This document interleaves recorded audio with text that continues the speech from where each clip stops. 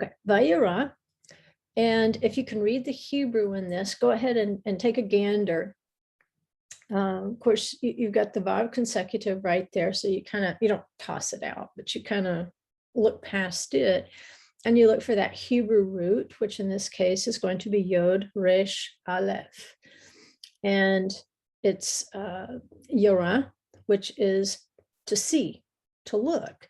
And it can mean just to literally look at something or see something. In this case, the way that it's used, it's a form of that, which means and appeared. So when someone appears, then you can see them. That's the connection there. So with Vayera, we will review what exactly does it mean to see something. And I'm going to call this Hebrew food. And I don't know if that's the right title, but I guess you can decide by the time we get to the end whether that's the right title or not. So let's move on here. I thought he looked very Abrahamic. I don't know. It's probably some modern dude. Okay. Let's look at Genesis 18, 1-8, and that's going to give us the context. It says, now the Lord appeared, and that word there is Vayera.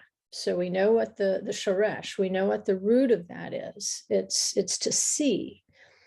So now the Lord appeared to Abraham by the oaks of Mamre when he was sitting at the tent door in the heat of the day. Where he's sitting is an important part of the narrative.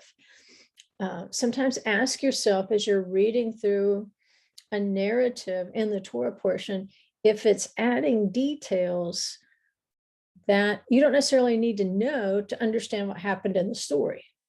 So if this seems like just a detail that's thrown in there, it probably isn't. It's probably a vital part of understanding the narrative.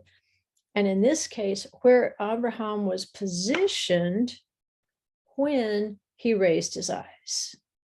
It's where he is. He's in a state of expectation, which goes even beyond his hospitality, how he was known to sit at his tent door and wait for passersby to come by. He would be hospitable to them, feed them, and then make those souls like he made up in Hebron. So it says, while he's sitting at the tent door in the heat of the day, we know he's still in the pain of circumcision at this point. It's thought that he was in his third day after circumcision. It says, when he raised his eyes and looked. Now, Vaisa, when he raises something up, remember this from last week. We're kind of layering things from last week. When you nasa your burden, it means that you're about to prophesy. And so we get that with Abraham when he raises his eyes, Vaisa. It's the same root there as nasa. He's about to raise his burden. He's about to experience prophecy. So when he raised his eyes and looked, Vayereh, okay, we have the same shoresh here as the title of the Torah portion, where it's talking about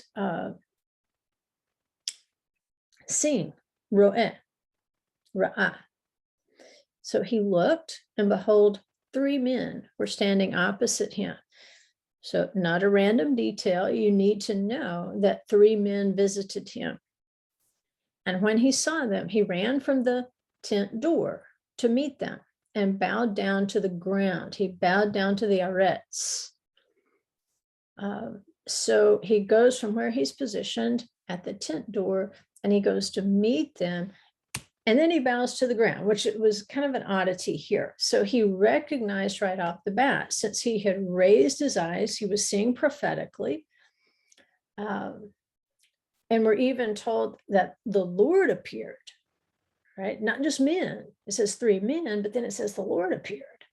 So something special is going on, and Abraham recognizes it.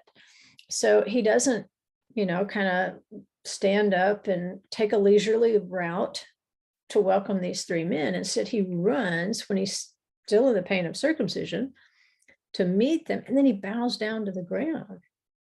And he says, my Lord, if now I have found favor in your sight, please do not pass your servant by.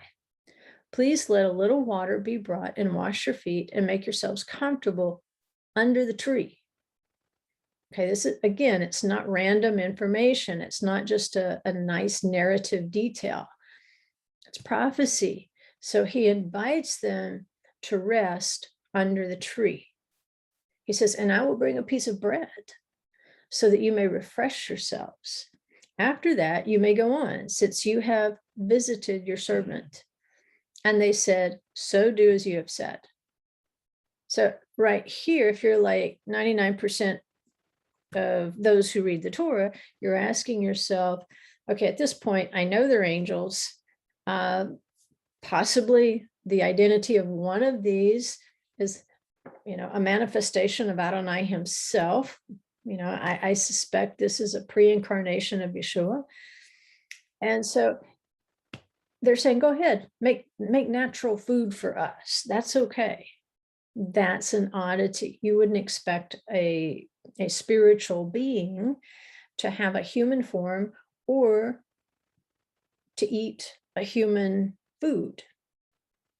Right? So we're learning about, again, the nature of angels, but we're also being drawn into how the natural realm, because remember, Abraham, he bows down to the arets, he bows down to the ground. But where he's positioned and what he sees is coming from another realm. These men are not just men, they're angels, and they're coming on a mission from the Most High.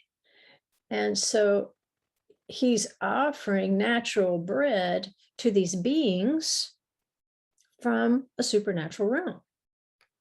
So he says, I'll bring a piece of bread so that you may refresh yourselves.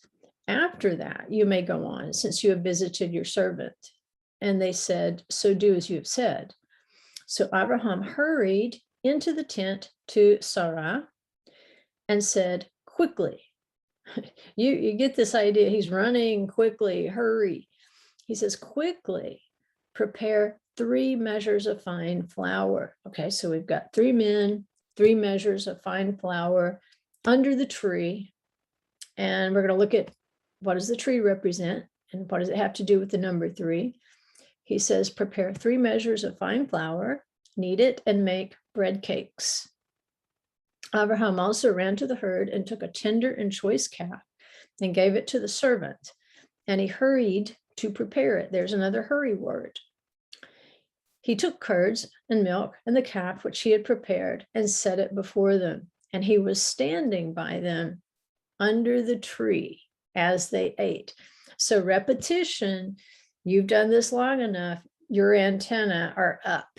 When you see a repetition of a phrase like this, under the tree, when you see so many uses of the shoresh that have to do with seeing, ra'ah, that gets your attention. So sometimes repetition, it's, again, how do I study the word? Look for repetition. And if you see repetition, follow up. Go back and do the word studies. And it can lead you to other contexts. All right, so what's going on with this tree? Isaiah 11, 1-2, if you've done workbook 1, if you understand why we call this the creation gospel, because it's the paradigm is the 7 spirits of Adonai. That menorah is iconic when you think of the creation gospel, because this is really our working text. It says, then a shoot will spring from the stem of Jesse, or Yishai, and a branch from his roots will bear fruit. Right? So it's associating the Spirit of the Lord with a tree. The Spirit of the Lord will rest on it. The Spirit of wisdom and understanding, the Spirit of counsel and strength, the Spirit of knowledge, and the fear of the Lord.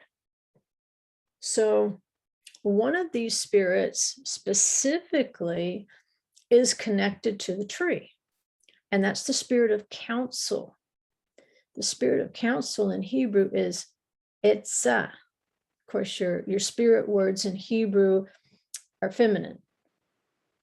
like chokhmah is wisdom, binah is understanding, etzah is counsel, gvura is strength, da'at, that's got the feminine ending with the tav, that's knowledge. And then yorat, Adonai, you still hear that feminine ending with the tav. So your spirit words will have a feminine form in Hebrew. So etzah is counsel, and etz is tree. And as you're counting on that menorah, what you have to do is you have to place the Spirit of the Lord in the middle of the 7-branch menorah, because it is the Spirit of the Lord he's talking about. And then he goes back and he lists specific manifestations of the Spirit of the Lord. So your first would be wisdom, your second understanding, your third counsel. Then you would skip over to the other side of the menorah.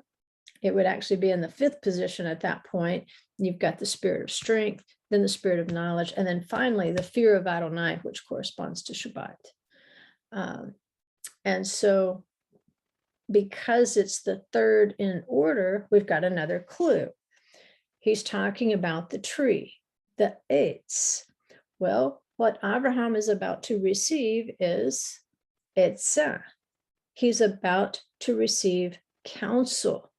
And I know we all think that counsel is giving everybody advice, and we tend to do more of it than we probably should. However, counsel begins with receiving the word. That's the spirit of counsel.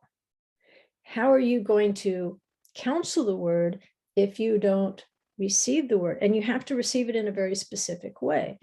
We are told to meekly receive the engrafted word of God. And so when you're looking around and say, well, how will I know the spirit of counsel? Well, if you will meekly receive the engrafted word through the spirit of counsel, then the seed can sprout, and then you will start to bear fruit. And then you might be fit for somebody to receive your counsel, because then you're bearing fruit consistent with the tree. It's a lot more trustworthy that way. So the recurring number in the text, whether we're looking through the literal number 3, or whether we're looking at a symbol such as the tree. Remember, on day 3 of creation, that's when the trees were created. They were created, the etzim were created with the spirit of etzah, the spirit of counsel. So if trees are prophecies of people, and they are metaphors of people in scripture. Remember, I see men like trees walking. Remember, trees have a whole conversation in the writings. We're called trees of righteousness, the planting of the Lord. So even before there was a human being, there was a prophecy of a human being on day 3. Even though a human being's not here until day 6, on day 3 is a tree. And the tree prophesies to the righteous human being, and also the unrighteous human being, because those are the ones that are cut down for war. So the tree represents the number 3 and the spirit of counsel, or etzah. And we know 3 is usually associated with resurrection. Resurrection occurs on day 3. So how does the resurrection occur?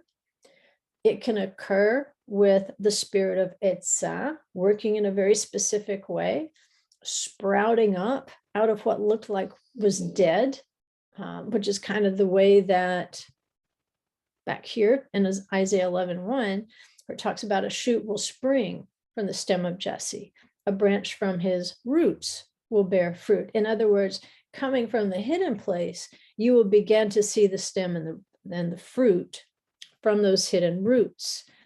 That's kind of the idea. He creates light on day 1 of creation. And then it says he stores light like seed for the righteous. And so he hides that light away and he saves it for the righteous. And then we get that prophecy of righteous human beings on day 3. So the seeds, and it's very specific on day 3 when it describes the trees. It always says bearing fruit with seed in them.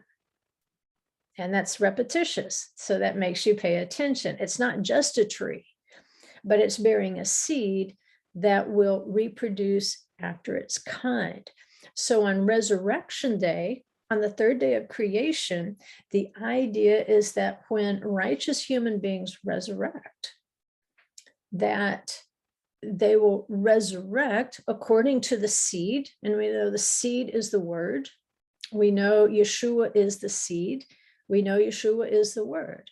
So they will bear fruit according to the seed of the word Yeshua.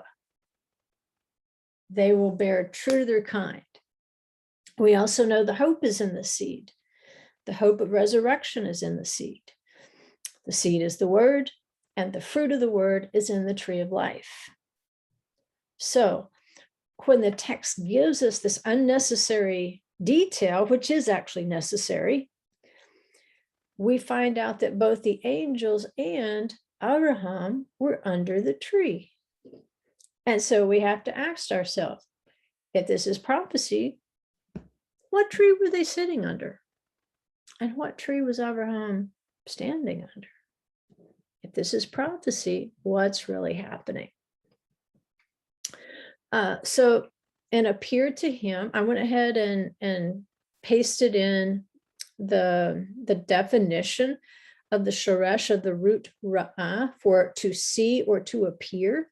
So you could look and just kind of take a gander, kind of glance through there and look at other definitions for ra'ah or other uses.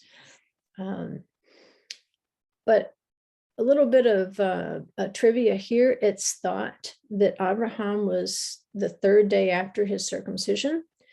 And it is very traditional to visit a sick person on the 3rd day. And it's thought that this visit occurred in the month of Nisan at approximately the time of Pesach, because as the angels continue on to Sodom, Lot makes matzah for them. He seems to have some grasp of the season. Lot seems to have a grasp of a lot of things. He just doesn't seem to have a huge commitment or conviction about it. So just looking through here to see, to appear, to advise yourself, kind of goes back to the spirit of counsel, meekly receive the engrafted word, to behold something, consider something, discern something, experience something, take heed of something. All of these are legitimate translations into English of what it means to see. But again, and it's included in the definition, it can also describe having a vision, being able to see into a spiritual realm. And this is kind of just a review of what we had last week. But I wanted you to see the Hebrew text. So I copied and pasted it in there.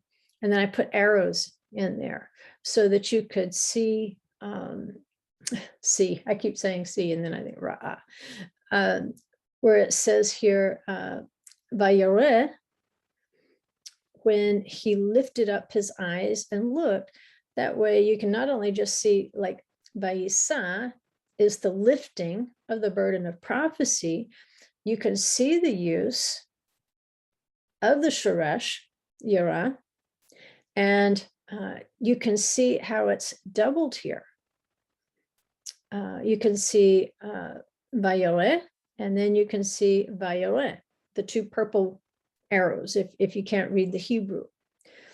And so he lifted his eyes and looked, and he's using here also hine, which is emphasis, like, behold, I see it. 3 men standing opposite, and when he saw, see, he looked and then he saw. See the progression there. There's no unnecessary words here. When he lifted up his eyes and looked, behold, 3 men were standing opposite.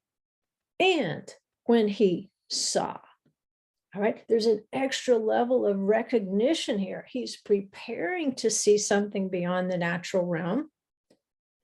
And then he discerns what he's seeing. He begins to understand.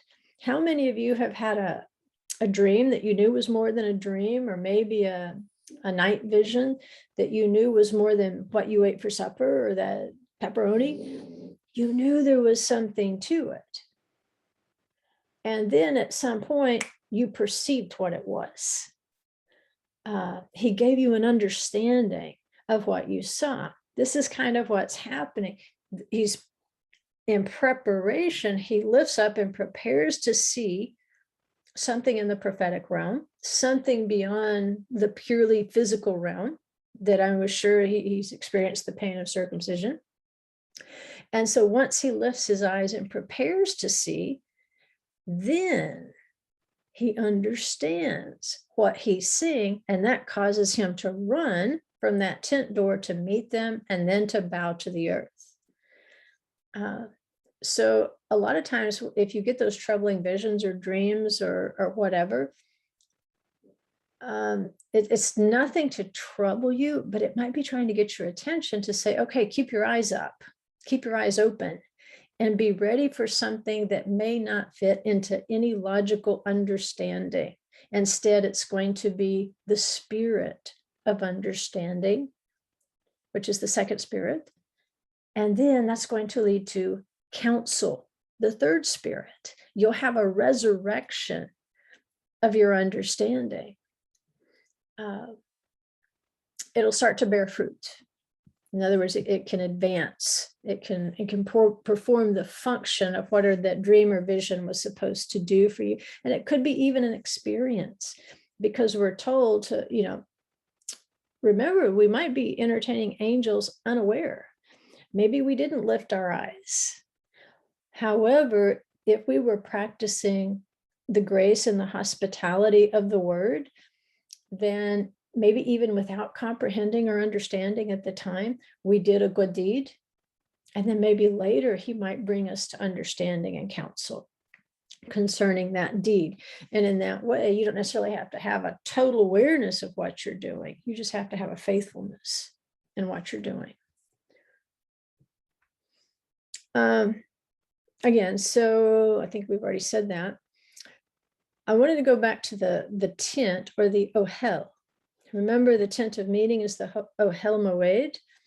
Well, Abraham is at the doorway, or the entrance of his ohel. And using this verb of prophecy, ra'ah, we can see him begin to open his spiritual eyes. We can see him understand then what he's seeing, truly preparing himself to receive the message that they have for him. And then when he perceives that, yes, this is a prophetic encounter, this is a visitation, then he runs and he bows to the land. And so the idea is Abraham's sitting at a tent door. And in scripture, even a human being is likened to a tent. And being at the door, or being at the opening, a couple of different words there you might recognize if you like to go over it in Hebrew. A door, of course, is dalet, like you would see in the book of Revelation, Yeshua standing at the dalet. An opening, patach. That's just an opening. It doesn't have to be like an open and closed door. It can just be an opening, like a patach. And if you studied your beginning Hebrew, then you know that patach is also one of the little vowelization marks, which basically it means open up, open up and say it, open your mouth up. But by being at the doorway to his tent, Abraham is positioned to see these men for what or who they are. And this is the thing about Abraham. He always seems to know where to pitch his tent. Made a mistake here and there, but for the most part, Abraham knows where to pitch his tent. And he knows where to build his altars. And these tent camps and these altar buildings have to do with some aspect of resurrection, of Israel reconnecting, Israel that's still in his loins at this point, just a promise. But he's making these altars at places where there's an opening. There's some divine connection into something just above, something that he has to lift his eyes and see. But Abraham has this special ability to be able to do this over and over and over. Remember, when he and Isaac get to Mount Moriah, he's going to lift up his eyes again. And then he's going to lift up his eyes again, and he's going to see the ram stuck in the thicket. Look how many times we read about Abraham being able to lift his eyes and see more than what is physically there. And, 2 Corinthians 4:3-7, it says, even if our gospel is veiled, it is veiled to those who are perishing, in whose case the God of this world has blinded the minds of the unbelieving, so that they might not see the light of the gospel of the glory of Christ, who is the image of God.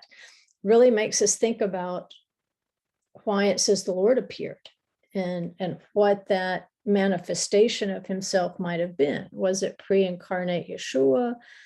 We're not told specifically, but it is a great mystery. Tradition tells us that it was 3 angels, and even gives us the names of the 3 angels. Whoever it is, we know that the text says Yod He Vav He appeared to Abraham in this instance. How that looked, I don't know, but apparently you have to be able to raise your eyes in order to see it, because that's what Abraham did.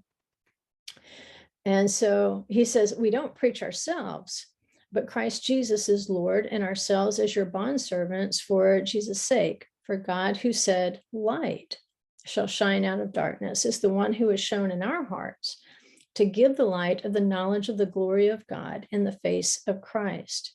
But we have this treasure in earthen vessels, so that the surpassing greatness of the power will be of God and not from ourselves. In other words, we're not going to resurrect ourselves. But he's pushing a lot of ideas in here from the Torah portion. Sometimes you can read Paul and almost tell which Torah portion he's teaching from. But here he's talking about how Abraham is able to see something that the average person can't see. He's able to not just lift his eyes, he's able to understand what he's seeing. But he says for the unbelieving, they're never going to see that. Their minds are blinded. You can't get understanding if your mind is blinded. And part of that apparently is because this great treasure is concealed in earthen vessels. In another place, it'll say tents. That the tent itself, it's hovering between 2 realms. For those who are blind, it can only be a natural thing. But for those who are like Abraham, they understand what it means to be a human being, and it does not prevent them from being able to lift their eyes and experience the supernatural. You have to be able to do that to anticipate the resurrection. 2 Corinthians 4:13-18, he says, but having the same spirit of faith, according to what is written, I believed, therefore I spoke. All right. This is where Abraham is. He understands. And so he begins having this conversation with the angels. He's like, please sit down. Let's wash your feet. Let's get you something to eat. Had he not believed in their mission, he would not have spoke up. They would have just passed by. So he says, we also believe, therefore we also speak, knowing that he who raised our Lord Jesus will raise us also with Jesus and will present us with you. Paul is connecting this with the resurrection. Whatever Abraham saw and whatever Abraham understood, just like we were saying last week, he understood it had something to do with the resurrection. He says, therefore, we do not lose heart, but though our outer man is decaying, yet our inner man is being renewed day by day. Believing that is what makes us believers. That Yeshua has the resurrection power, that the word has the resurrection power. No matter what the tent looks like, no matter what the outer man looks like, no matter what kind of pain Abraham was in, he believed that there would be a resurrection. He understood it, because this circumcision is a sign for him of being renewed day by day. There's resurrection day by day. For momentary light affliction is producing for us an eternal weight of glory far beyond all comparison. And here's the clicker. With Abraham, it clicks us right back to our Torah portion. It says, while we look not at the things which are seen, but at the things which are not seen. For the things which are seen are temporal, but the things which are not seen are eternal. And this is where we get what Abraham saw. And then he understood it. He saw it, and then he understood it. That this angel is promising life to Sarah at Passover the following year, which is going to be Isaac, a type of Messiah. Abraham saw that and he understood it. Sometimes I think we reduce Abraham to this kind of blundering guy. He blunders out of Ur, he blunders into 10 tests, and he's got a good heart, so he just accidentally, gains God's favor. We almost make him into a little bit goofy. He's not goofy. Listen to what it's saying about this guy. He saw more than the average believer today sees over and over. See, if we believed and understood, then it would change our behavior more than it does. And I got my finger pointed at me on that. 2 Corinthians 5, 1-5. It says, for we know that if the earthly tent, which is our house, trying to move where I can read it, is torn down, we have a building from God, a house not made with hands, eternal in the heavens. For indeed in this house, in this tent, we groan, longing to be clothed with our dwelling from heaven, inasmuch as we, having put it on, will not be found naked. For indeed, while we are in this tent, we groan, being burdened, because we do not want to be unclothed, but to be clothed, so that what is mortal will be swallowed up by life. Now, he who prepared us for this very purpose is God, who gave to us the Spirit as a pledge. All right, so in the case of our Torah portion, one specific manifestation of the Spirit that is working is definitely going to be the spirit of Etzah, the spirit of counsel, a resurrection spirit. And by the way, if you've read 50,000 Degrees and Cloudy, then you already know this. But the understanding is when a righteous soul crosses over, the body will go ahead and decay, like Paul is saying here, but the soul itself will be taken into Abraham's bosom. It'll be stored under the altar, and it will be given a type of garment, which is exactly what it says in Revelation, where these souls crying out, they're given a garment and told to rest a little while, just rest a little while. And so the idea, as you're waiting for this resurrection, is the righteous are not found naked. Because see, if they were naked, then they would be where the rich man was, not where Lazarus was. He was found naked in that place. There was no garment given to him. He was not gathered into Abraham's bosom. He could see it, but there was a great gulf between them. And so a soul awaiting the resurrection has this temporary garment of glory to take the place of his body. But what we really long for is the resurrection of the body, which is going to be a superior thing to simply having this temporary garment while we await for the resurrection from the dead. Okay, so last week's Torah portion, we saw where Abraham arose. He walked the promised land above. And Abraham, as he addresses these angels, he's using some pretty specific language here. Again, it's repetition of avar, the Hebrew root avar, which means to pass over or to cross. So this is where Abraham gets this identity as a Hebrew or an Ivri. He's one who has passed over. He's one who has crossed over. In last week's Torah portion, he crosses into the promised land. He raises his eyes and he's told to arise and walk. And he says, okay, Abraham, I'm going to give your descendants this inheritance. I'm going to restore them back to the garden with resurrection. And avar in Hebrew, where we get Hebrew or Ivri, it's kind of an equivalent expression to pasoch. And from there we get pesach, because with pasoch, it's more of a hopping motion, like a bird hopping from branch to branch. So they're kind of close in terms of what they mean, and perhaps not a coincidence that Pesach falls in the beginning of the months. It reminds us what it means to be a Hebrew, somebody who's crossed over, somebody who will experience salvation and resurrection from the dead. And you see this kind of, you see how the Father, when he follows up on something, because in this Torah portion, Abraham feeds 3 angels.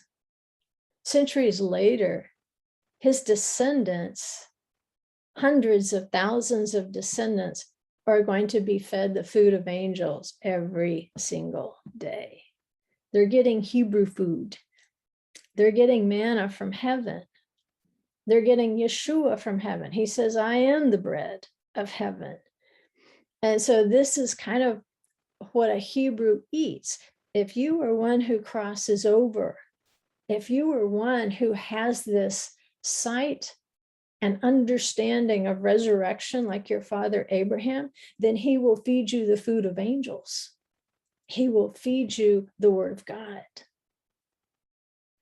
And so you can see where Abraham is sowing a piece of bread. He says, I'll bring a piece of bread that you may refresh yourselves.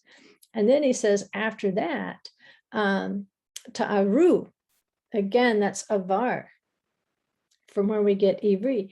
He says, you can cross over, because he says, since you have visited your servant, that's an intensive avartem.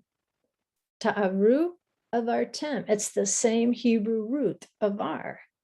So he's doubling down here. He's saying, you can pass on since you have passed over me. It's, again, embedding in us, what does it mean to be a Hebrew? It means to have a greater understanding and interaction with that heavenly realm.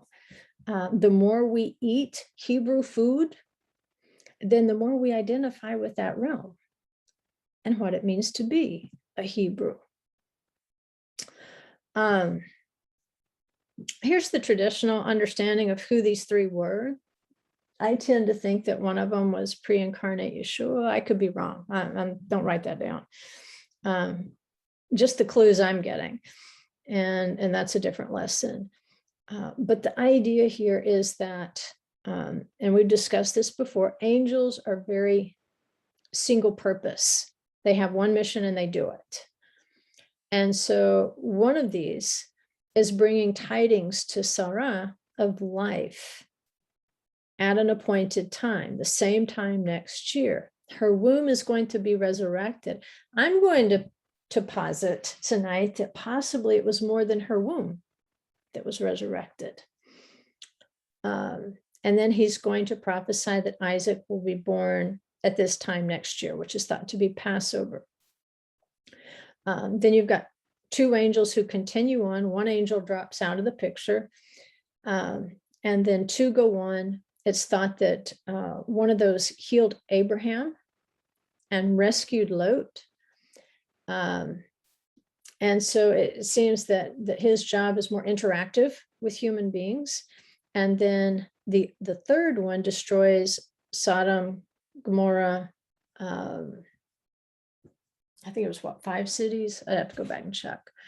But they believe that was Gabriel because he's got the idea of strength, and he's sometimes seen as a powerful warrior angel.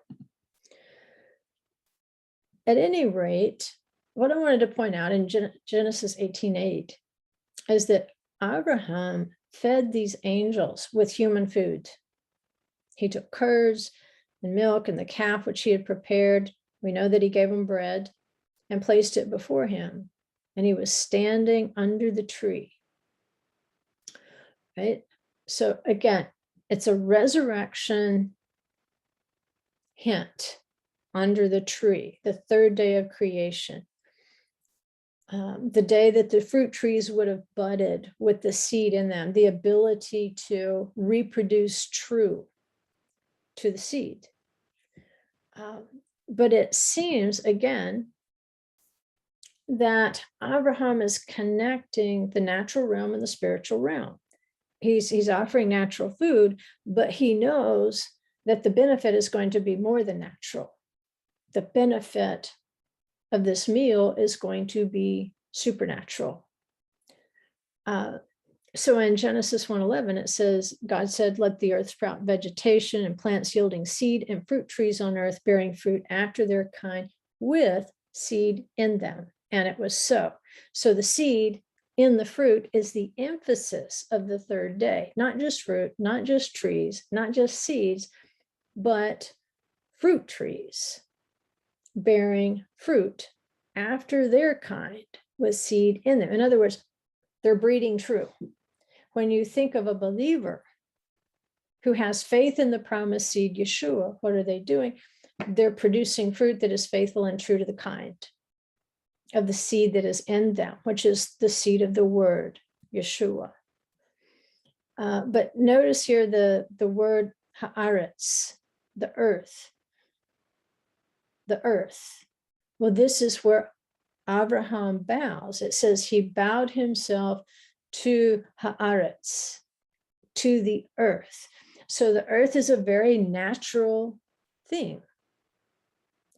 But we know because of his positioning, he's expecting something supernatural. He's prepared for that. He doesn't see his identity as in the tent or out of the tent. He sees his identity as both in the tent and out of the tent. And so he gets this prophecy of Isaac, a promised seed. He's going to be after Abraham's kind with a like seed in him. Isaac is going to reproduce true to his kind, which is Hebrew. Abraham is a Hebrew. Isaac is going to be a Hebrew because the seed of the word, the promise will be in him and he will reproduce true to his kind. So Abraham is both a man of earth and a man of heavenly vision. He's sitting at the tent door and he is prepared to have this vision of resurrection. He is prepared to receive this promise, this prophecy of a son to be born after him, bearing the same seed after his kind. And the angel even says, return. We're looking for doubles here in chapter 18, verse 10. Vayomer shuv ashuv. He says, I will surely return. Well, that word surely is not there. It's a intensive. Shuv means return. So he puts it in the present, Vayomer shuv, and then he puts it in the future, ashuv. Vayomer shuv ashuv. And so I will return, or he's saying, I return, I will return. He is prophesying 2 returns. And then he says, in the Rashi commentary, it says, what he's saying is, at this time next year, there will be life. And that's where you can see the green arrow there, chaya. There will be life. Return, I will return. There will be chaya. There will be life. And so Rashi is interpreting this for us, and he's saying what the angel is saying is, when I return next year, it's literally going to be like this time, living in the same way, Abraham, that you and Sarah are alive today, this time next year, or at that return, you will still be alive. And so if we think of that in terms of the two arrivals of Yeshua, he brought us life with this resurrection. And you know what? When he returns again, return, I will return, we will be alive like this time, living. And if he were to delay until we were dead, it would not matter. We would still be alive. Just like was told, it was prophesied to Abraham, even if you're dead, when I return, you're going to be alive. Rashi says, which will be living for you. That is, all of you will be sound and alive. And so this is how the Jewish sages are interpreting this. They're like, this is just blatant resurrection prophecy, that the children of Abraham, if they have reproduced according to his kind, if they have been eating their Hebrew food, then when he returns, they will be alive and sound, healed. Let's see. I might skip over this one right here for the sake of time. It's on the older version of this, which I think I might have uploaded to Facebook yesterday. And it's also in your private playlist. But there's more of these if you want to go through just the textual study. The idea, though, is that resurrection, you need to be able to see it and hear it. And so if I see it, hearing means obeying it. There are principles of resurrection we need to obey. Because if we obey these principles of resurrection, then we will live today the way we expect to be seen alive when he returns, which is basically what the angel said. Your living when I return will be just like today. As you are alive, you will be alive. And so if you are not living so well when he returns, it may be that you're not, it was because you weren't living so well. You weren't living in that Hebrew expectation. And so these messianic returns that he's prophesying, he's saying these are going to bring new life from the dead, even if we have dead skin covering our bodies. And the clue in this is what Sarah says at the tent opening. And Rashi points out, it's what she says in her inward parts, b'kirba. When she laughs at the prophecy, it says that she laughed in her inward parts. Depends on your translation.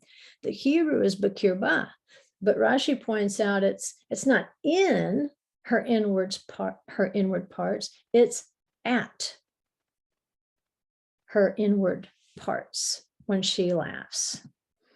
And it says, Sarah laughed to herself, saying, after I have become old, shall I have pleasure? My Lord being old also.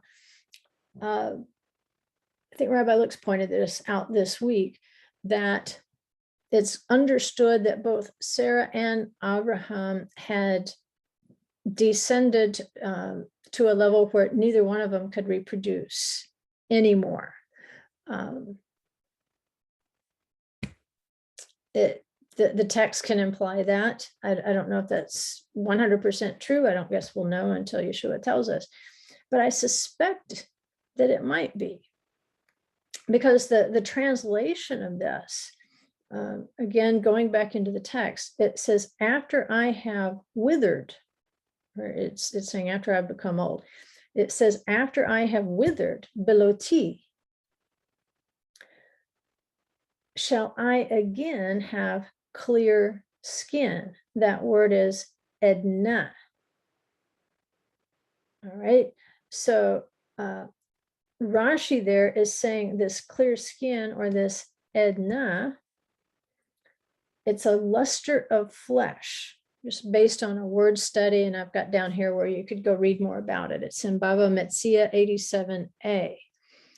So they're looking at what Sarah says is much deeper than, sitting there giggling because, well, we're too old to do that anymore. It's much deeper than that. She's saying, I have withered skin, beloti, and you think I'm going to have clear skin? Or edna? What's up with the skin? Well, where she says beloti, it comes from bala. And bala means to fall away, or to fail.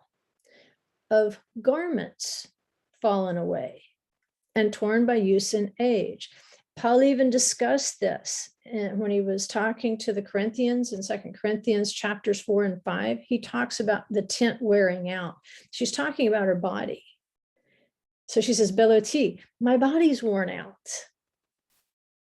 It's just decayed. I'm not completely dead, but in this respect, yes, my body's dead.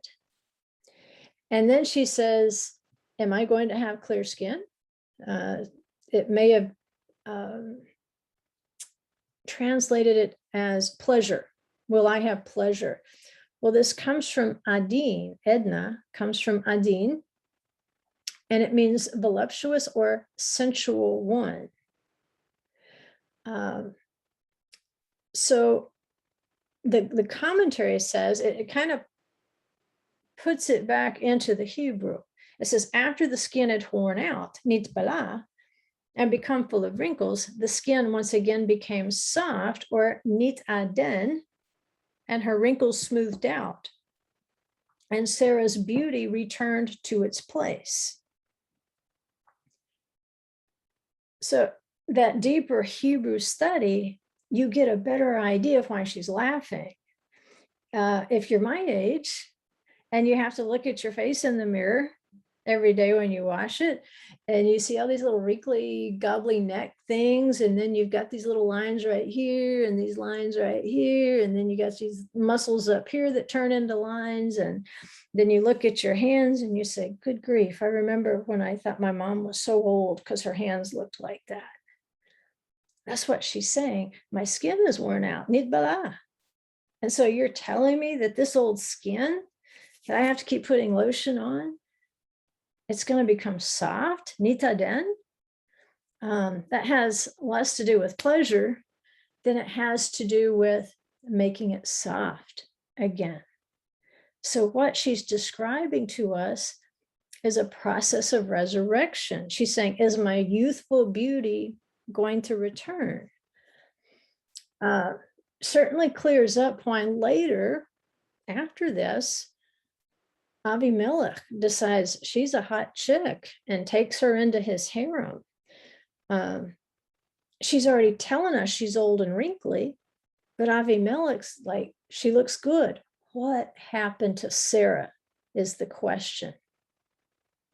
Ephesians 5:13 says, all things become visible when they're exposed by the light. For everything that becomes visible is light. For this reason, it says, awake, sleeper, and arise from the dead, and Christ will shine on you. Right. So Sarah kind of hiding in her tent, laughing that her body could be resurrected. And he says, no, I'm going to expose that. He's saying, awake, Sarah, you sleeper, arise from the dead. Yeshua will shine on you. This word will resurrect you. Even in, where was this? Ephesians 5:25-31.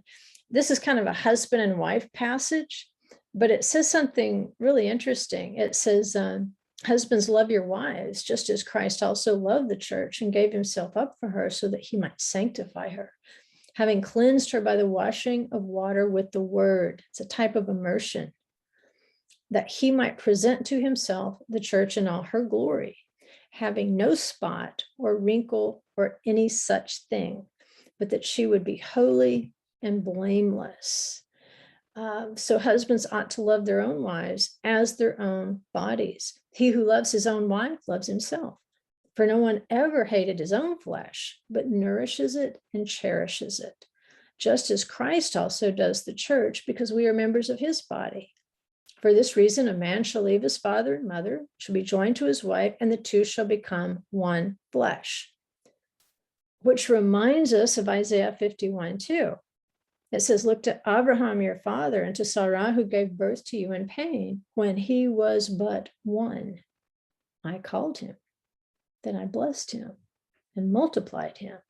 And if you put the promises side by side with Abraham and Sarah, they're almost identical. They're one. And so I think it's entirely possible that if Sarah experienced a resurrection from the dead, that Abraham did too. They were one flesh. And then we're reminded in Isaiah, they were one. So the implication here in Vayera is that this angelic visitation prophesied of at the exact moment it would have occurred. We're not told that. That's not written in the text. But we can guess that something extraordinary happened over the next 3 months, because it produces some type of pre-resurrection of their body, Abraham and Sarah. And as an example, think of Naaman. In 2 Kings 5:14, the prophet tells him to go immerse 7 times in the Jordan River. And when he finally does it, he comes up and it says his flesh is like a little child's. So Sarah's prophecy here is at least implying that both she and Abraham experienced a transformation of reproductive organs, maybe even of the whole body. It's talking about her skin. She would have been pretty good looking. If they did like Naaman, they have this washing of water by the word that Paul is talking about. And then all of a sudden, miraculously, sometime within that 3-month window, they both get young again.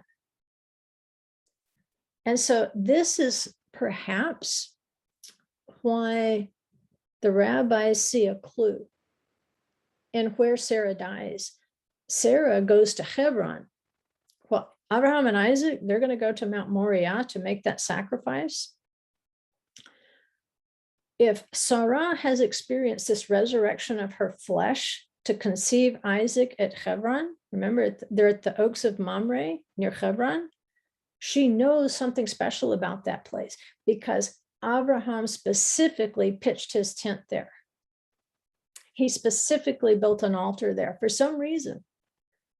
And so understanding the importance of that location, the spiritual importance of that location, said to be an entrance back to the garden, said to be where Adam and Eve were buried, she goes back to that place of resurrection while Abraham and Isaac go to Mount Moriah.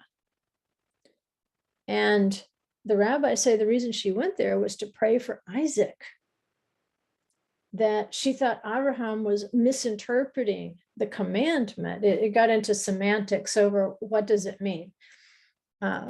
The Olah, does it mean to lift him up and consecrate him? If he agrees to live that consecrated life, then you bring him back down. Abraham's hearing as, I need to take a knife to my son's throat. They say they're in a dispute. And so thinking Abraham is misunderstanding the commandment, she goes to Hebron, an entrance to the garden, a place that screams resurrection. And this is where she prays. And they say she literally prayed herself to death. Why would she go to Hebron unless she experienced some sort of pre-resurrection in that place? And so that really just kind of wraps up what I wanted to add to this from the last time we went over it. But I wanted you to notice how many times a youth or a na'ar is hanging around some scene of resurrection. Remember, Abraham and Isaac, they took 2 youths, young men. If we go back to Genesis 18:7, where it says Abraham gave the choice calf to his servant to prepare it, it's not a servant, it's Hana'ar, the youth.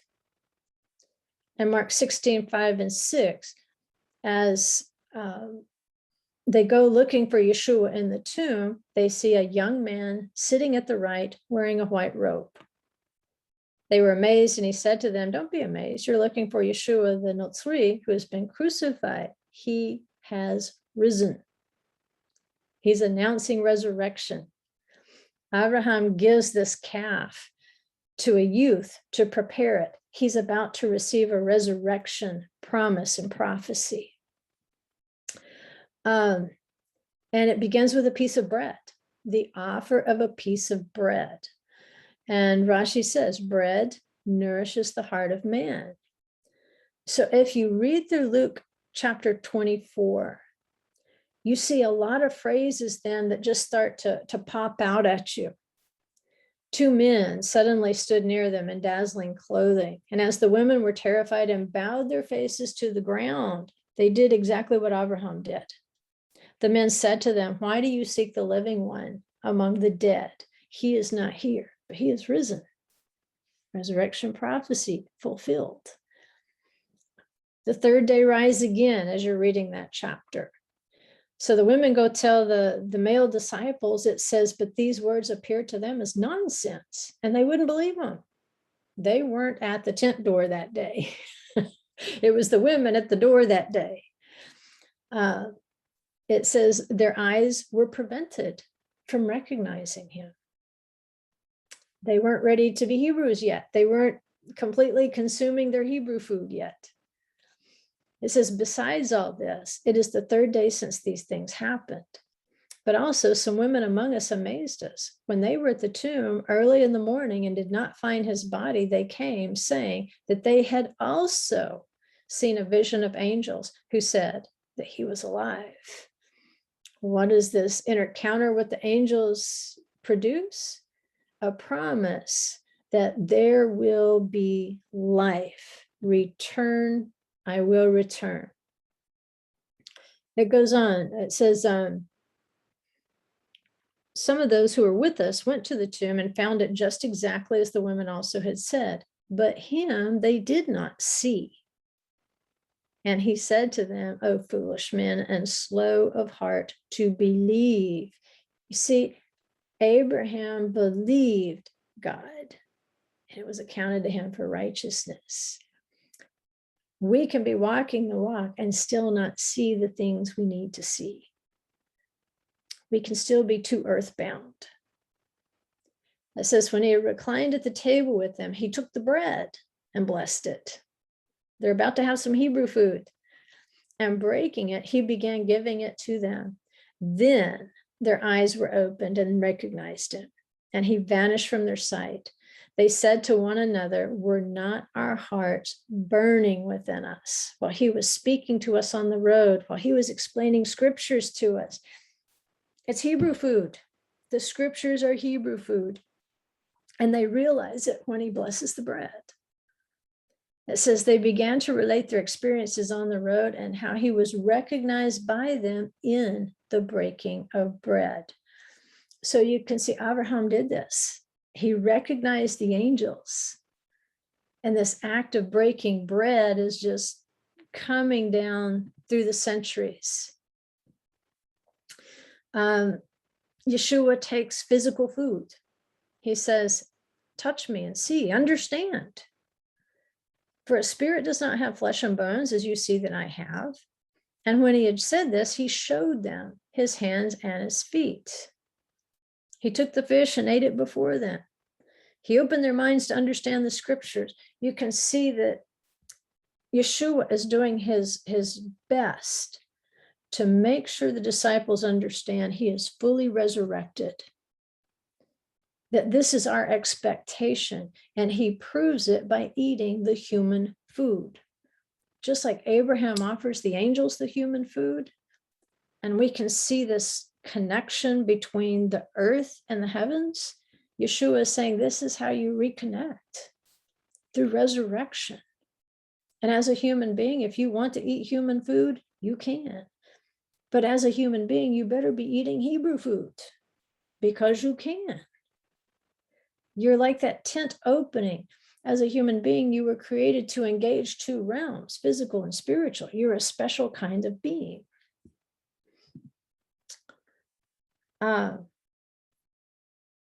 Thus it is written that Christ would suffer and rise again from the dead the third day. And then he goes on, he says, behold, I am sending forth the promise of my Father upon you. But you are to stay in the city until you are clothed with power from on high. Well, power, or gvura, is the fifth spirit listed in Isaiah, and it is chiastic to the spirit of counsel. So as the spirit of counsel works in a specific way to affect resurrection on the third day, so the spirit of power also affects resurrection on the fifth day, which corresponds to the Feast of Trumpets, by the way. And it's thought that Gabriel will be the one blowing that shofar when resurrection power calls forth the righteous. Here's one little blurb it might be a good thing to, like, for your study groups, fellowships, or whatever, if you have midrash. I think this is a great verse right here, Mark 14:50 through 52. As Yeshua was in the garden and they're arresting him, it says they all left him and fled. A young man, an ar, if you put it back in Hebrew, was following him, wearing nothing but a linen sheet over his naked body. And they seized him, but he pulled free of the linen sheet and escaped naked. That evokes all sorts of things. Again, with these young men accompanying instances of resurrection. Let's see, I think I may move this tomorrow. I know we're running late tonight. I don't want to keep you up too late, because those of you on the East Coast with me, it's getting late. What I might do is just move this over to tomorrow's lesson, because I don't think tomorrow's lesson is quite as long. So we'll stop there, and I'll make myself a note to do that.